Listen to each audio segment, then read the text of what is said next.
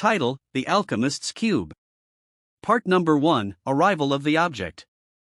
In the year 1574, in a shadowed corner of the Tyrolean Alps, lived Master Corvinus, a reclusive alchemist with eyes like smoldering coal and fingers stained with mercury and ink. His days were spent in solitude, surrounded by crucibles, ancient tomes, and flasks that hissed and glowed. One storm-tossed evening, as lightning carved wounds across the sky, a loud thud struck the hill behind his stone laboratory. Curious and wary, Corvinus ventured into the rain, clutching a lantern and a dagger. At the foot of a scorched tree lay a cube of metal, gleaming like polished silver, yet floating inches above the earth. It hummed softly, almost musically, vibrating with energy not of the elements. Corvinus knelt. The cube was cold despite the scorched soil. Etched across its surface were strange symbols, not Latin, not Greek, but something older. He took it inside.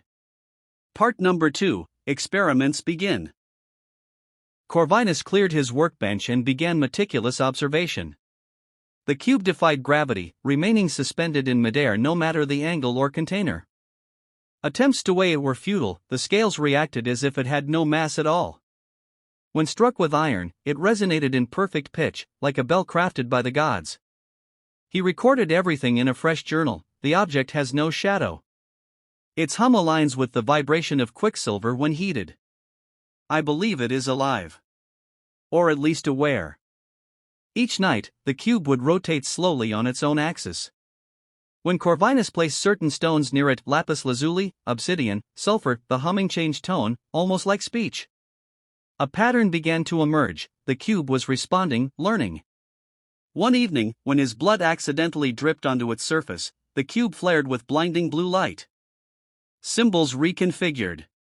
His mind was filled with images, complex machines, floating cities, and stars arranged in alien constellations.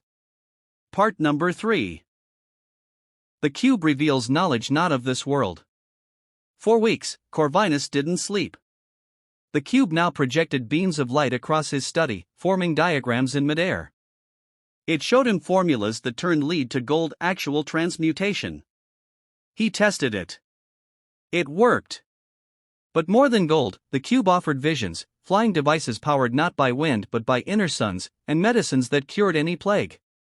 He scribbled madly, filling books with knowledge beyond mortal science. One diagram stood out, a portal, a gate between worlds. The cube insisted this knowledge must not fall into primitive hands. It offered one choice: understand and ascend or be consumed.